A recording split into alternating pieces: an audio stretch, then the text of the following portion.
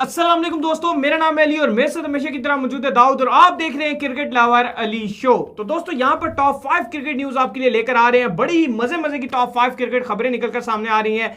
Number 1 पे बात करेंगे एक ही बहुत ही बड़े हेड कोच जो कि रिसेंट में भी हेड कोच हैं, उन्होंने कहा है कि आप जो है वो T20 वर्ल्ड कप बिल्कुल भी नहीं जीत सकते अगर आप शर्जील को नहीं लेके जाते। वो क्या सीन है वो आप लोग बताएंगे। नंबर 2 पे जी बात करेंगे एबी डिविलियर के हवाले से। T20 वर्ल्ड कप के हवाले से बड़ी खबर आ रही है एबी डिविलियर को लेकर, कुछ उनके करियर के हवाले से वो क्या है वो आप लोगों को बताएंगे। नंबर 3 पे बात करेंगे जी पाकिस्तान के सलीम मलिक के हवाले से, जिन्होंने जो है वो अब जाके 20 साल बाद इतराफ किया है। आखिर क्यों किया है वो आप लोग को बताएंगे। फिर उसके बाद बताएंगे जी इमरान नजीर के हवाले से जी एक बड़ी खबर है जो कि शुएब अख्तर का बड़ा बयान निकलकर सामने आ रहा है, वो क्या है वो आप लोग बताएंगे। और लास्ट की क्या खबर थी हमारे पास? लास्ट की खबर थी लास्ट की बड़ी इंटरेस्टिंग खबर थी। खबर तो बहुत इंटरेस्टिंग खबर थी, हम भूल गए ना। हाँ, चहल के बारे में न्यूज़ थी। हाँ, चहल के हवाले से चहल के हवाले से बड़ी खबर निकल कर सामने आ रही है, वो क्या है? मेमोरी टेस्ट होता है यहाँ वो पर। आप लोग बताएंगे बिल्कुल। कुछ लोग बूढ़ियों का इस्तेमाल करते हैं लेकिन कुछ लोग ऐसे ही निकल जाते हैं। ठीक हो गया। तो डिस्कशन का जो आगाज है जी वो करते हैं जी। नंबर 1 खबर शर्जील को लेकर, जो शर्जील खान के हवाले से एक बड़ी खबर है जी हमारे पास।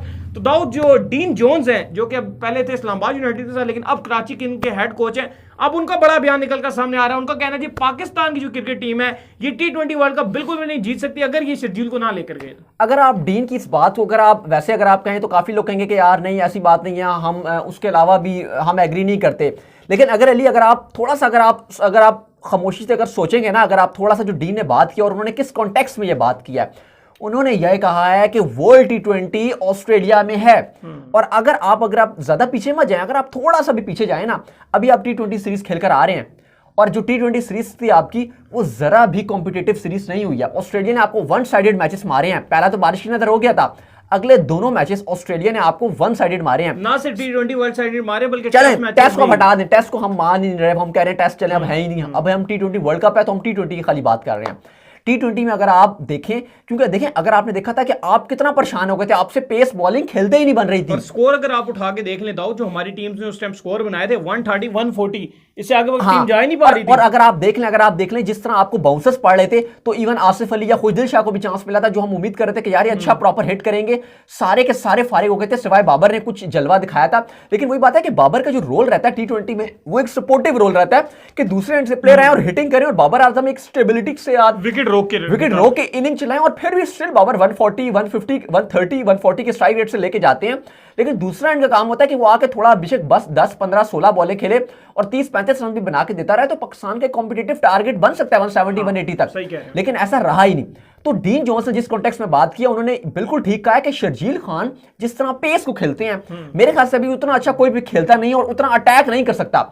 इवन हमने अभी PSL में देखा कराची किंग्स की तरफ से कि जब शर्जील का जब बल्ला चल रहा होता था तो बाबर बस दूसरे एंड में खड़े होकर देख रहे होते थे कि यार शर्जील किस तरह मार रहा है। चाहे शर्जील बेशक जल्दी आउट हो जाए, लेकिन वो डैमेज जो है वो दे के जा चुके होते थे।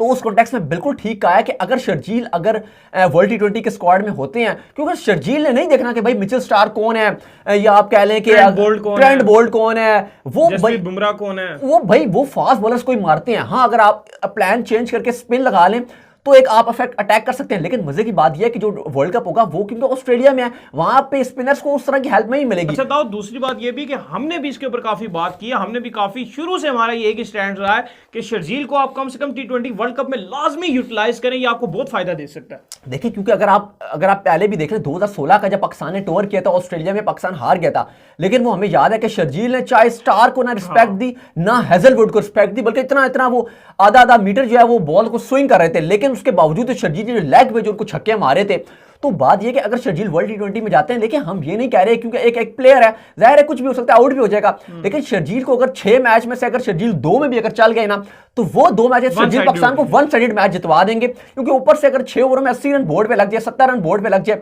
फिर शर्जील आउट भी हो जाए, तो वहां से आप 200 रन तक इजीली, अगर आप ढीला भी लगे ना, तो आप 200 तक जा सकते हैं। लेकिन अगर आप अभी शर्जील को हटा दें, तो अभी अगर आप करंट सिचुएशन में देखें तो इस टाइम बहुत खतरा नजर आता है, और आपके पास वो वाली बैटिंग नजर बिल्कुल भी नहीं आ रही जो ऑस्ट्रेलिया ऑस्ट्रेलिया में जाकर रन बनाए, क्योंकि अभी मिसाल हमारे पास मौजूद है कि जो अभी हमने ऑस्ट्रेलिया में T20 खेले हैं वो बुरे हालत है। और देखें अगर एशिया में होता है तो हम एक्सपेक्ट करते हैं कि यार मलिक बहुत अच्छे प्लेयर हैं, स्पिनर स्ट्रेंथ होती है एशिया में, तो वहां पे हमें उम्मीद है कि शोएब मलिक अच्छा रन बना लेंगे, हफीज भी अच्छा कर लेंगे।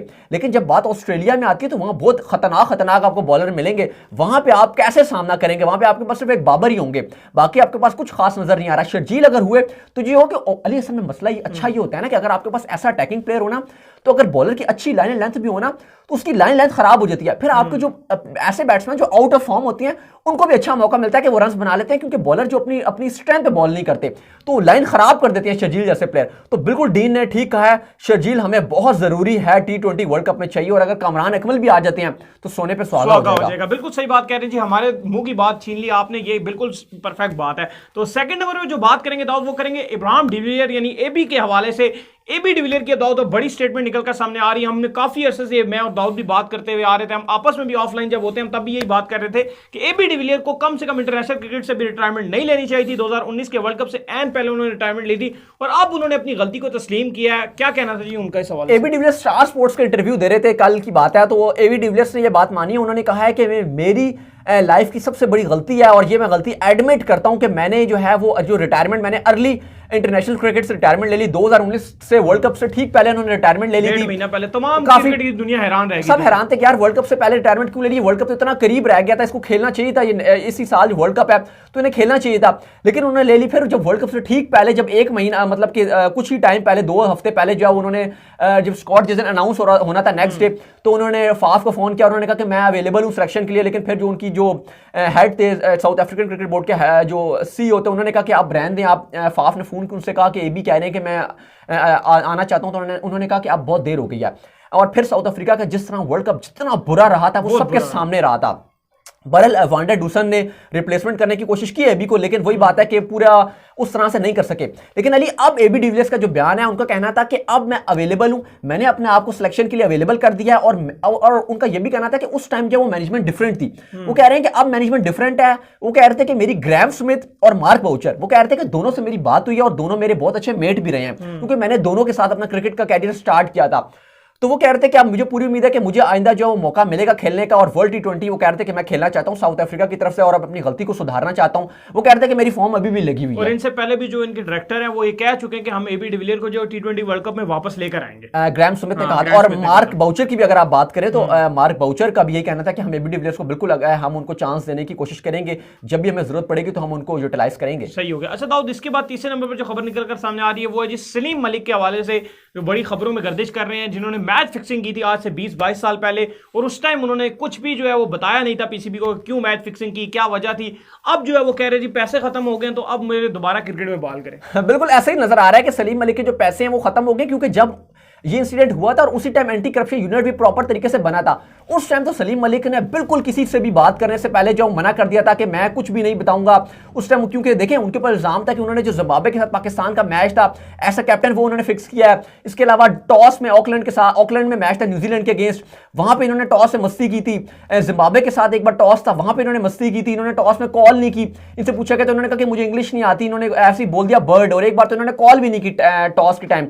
तो सारे मैच रेफरी बड़े गुस्से होते कि आपने क्या हरकत की, तो ये कहते हैं मुझे इंग्लिश नहीं आती इसलिए मैंने हेड एंड टेल नहीं बोला। तो सलीम मलिक बहुत जो है वो उल्टे सीधे काम करते रहे जब ये टीम के में शामिल थे। हम तो उस टाइम छोटे थे, लेकिन इनकी डॉक्यूमेंट्रीज और बहुत कुछ इनके जो अगर आप मवाद उठाएंगे तो बहुत कुछ ऐसा मिलता है कि आपको बहुत गुस्सा आएगा। इन्होंने प्रॉपर, जैसे अगर आप ले लें आमिर को ले लें या आसिफ को ले लें या शर्जील की बात कर लें, जो इस तरह इंसिडेंट आते हैं इन प्लेयर्स का, तो इन्होंने खाली स्पॉट फिक्सिंग की थी, इन्होंने मैच फिक्सिंग नहीं की। एक हाथ उसमें बॉल इन्होंने डाल दिया या ये कर दिया। या उमर अकमल की अगर बात करें तो उन्होंने जो है वो बताया नहीं कि मुझसे राब्ता हुआ है। लेकिन सलीम मलिक की अगर आप बात करें तो उन्होंने इतने ज्यादा मैच फिक्स किए हैं, मतलब 3-4 मैच फिक्सर हैं ये, बिल्कुल 3-4 मैचेस पे तो ठप्पे लगे हैं कि इन्होंने मैच फिक्स किए ही किए हैं, और बाकी इतने सारे मैचेस हैं जिसका पता ही नहीं किसी को कि भाई इन्होंने किया भी कि नहीं किया। और अब ये 20 साल के बाद आ गए कि हाँ मैं आप बताऊंगा, जब बुढ़े हो गए हैं, जब जवानी में इन्होंने वो किसी को बताया ही नहीं। अगर आप देखें हर चीज, जैसे आमिर को आप ले लें, उसने हर चीज बताई कि यार ये हुआ, ये हुआ, सारा इंसिडेंट बताया, लेकिन इन्होंने कुछ भी नहीं बताया, हर चीज छुपा दी। यही वजह थी कि इनको लाइफ बैन लगा, इतनी सख्त सजा ने इसलिए मिली है कि इन्होंने इतने मैच फिक्स किए और इन्होंने कुछ भी नहीं बताया था। अब वो कह रहे हैं कि मैं सब बताने को तैयार हूं और मैं जो हूँ आईसीसी के साथ भी जो है कॉपरेट करने के लिए तैयार हूँ और पीसीबी के साथ भी।